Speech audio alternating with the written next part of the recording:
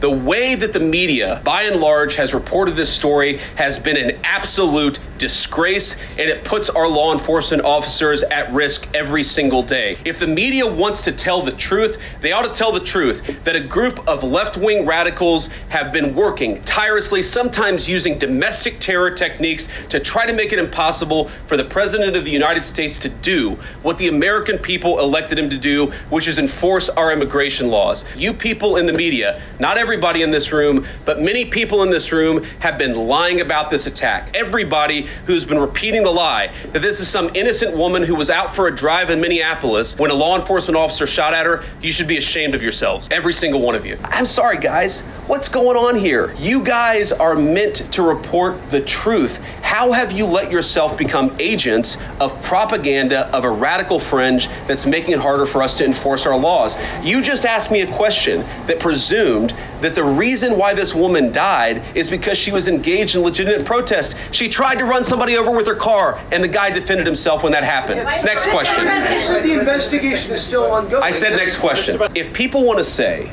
that we should have a legitimate debate about, what was she really doing, right? Was she panicking when she drove into this officer, or was she actually trying to ram him?